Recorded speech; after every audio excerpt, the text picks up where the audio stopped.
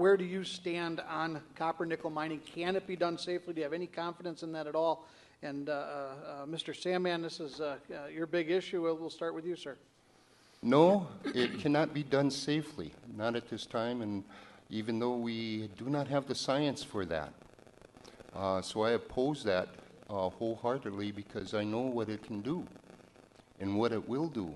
Just about a month ago, a mine up there in British Columbia broke and dumped 5 billion gallons of toxic waste into the river. Now, it's the same technology that the mining is proposing to make a containment field for that polluted water. But where they're looking at putting that is already in a mine that is already leaking into the watershed. So I don't support that at all. But what I do support is the Northern Lights passenger train. I think my opponents will agree we need to get big money out of Congress. We need to stop giving subsidies to the corporations. We need to have the corporations start paying their darn taxes. Now we can redirect some of that funding into northern Minnesota so that we can go on with other projects that are less environmental deadly. And we talk about 200 to 300 jobs. Northern Lights, they were talking about the other day, 13,800 jobs for the 8th District. That's something to look at. They may be temporarily, but 3-4 years down the road, maybe something else will happen. We don't need that mine up there. So. Thank you very, very much. Representative Nolan on precious metals mining, sir. Well, first of all, I grew up on the Iron Range, the Cuyuna Range.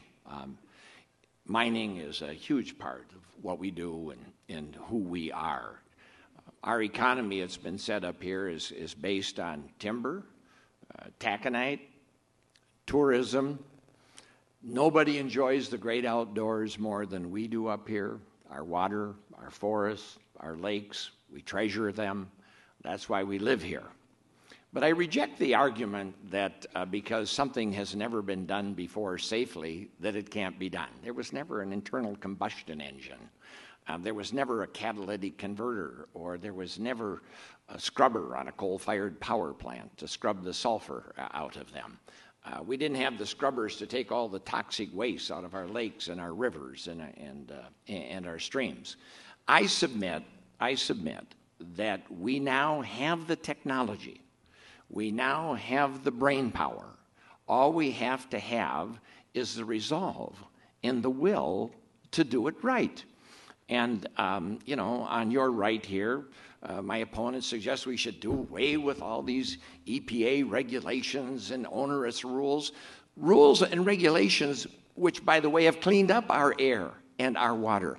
And in a little over 1 generation, increased life expectancy in America from about 47 to about 90, maybe one of the greatest achievements in the history of humanity. No, I submit that we must be compliant with good, sound environmental rules and regulations, and we have the technology to move ahead with mining, ferrous and non-ferrous mining. These are minerals that are badly needed. It's a huge part of our jobs, our economy, our culture, and we need to protect our environment just as well, because that too is a critical, essential part of our economy and our culture. Thank you very much. Mr. Mills, sounds like there might be some common ground here. Not really. You know what? I'm for it. You know what? The Polymet it's amazingly well thought out. The science, the engineering is there. After 9 years, there's no reason why we shouldn't be going forward with it. Obviously, Mr. Sandman is against it, and we're not quite sure where Representative Nolan is. In the last election cycle, he blasted Jeff Anderson and Representative Krvac for their support of the Strategic Minerals Act, and then went and voted for it. Nathan Ness in the Duluth News-Tribune had a scathing guest editorial which outlined Representative Nolan's flip-flops. Also, most recently in September in the Duluth News-Tribune, they were talking about how he's hedging his support of Polymet. And the Daily Cost did a scathing editorial complete with a video outlining Representative Nolan's flip-flops. So he can say he's for it right now, but where is he going to be tomorrow? And you can look at all this stuff is online. It's not really did not, did to. Just go look it up for yourself. Thank you. Thank you. 1 minute, Mr. Sandman, if you'd like. We don't have the science for cleanup when it happens. Simple as that. I look at what's happening now without the mine being there. We have the metal mercuries that are in the water, in the fish already.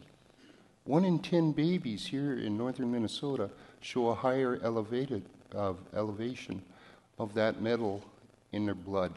Our babies, what will happen when this happens? It's not if, it's when. It's when it happens, we're the ones that are going to suffer. Our children are the one that's going to suffer. Your grandchildren. It won't affect us right now.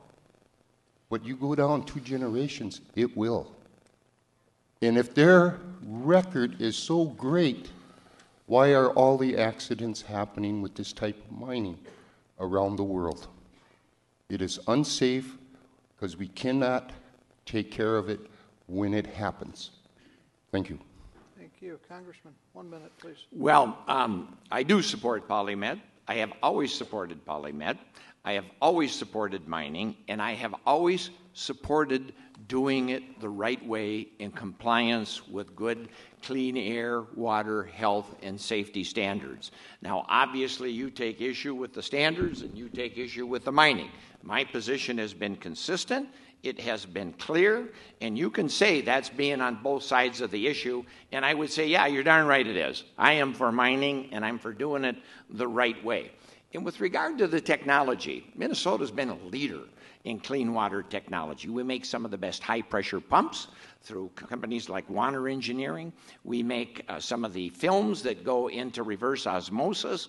And with regard to wild rice, I've been picking wild rice all my life. I picked rice this year. Me too. And yeah, and the rice where I wasn't very good either, Skip, but we got a few pounds.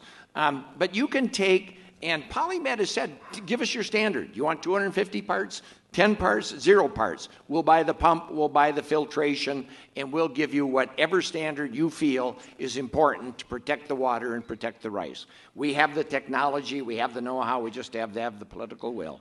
Thank you very much. Mr. Mills. My rebuttal is simple. If anybody wants to know the truth about how Rick Nolan's been on each side of the issue and trying to walk the tightrope and hedge, just go to Google. Just Google it. The information's out there. The debate's over. Thank you, gentlemen.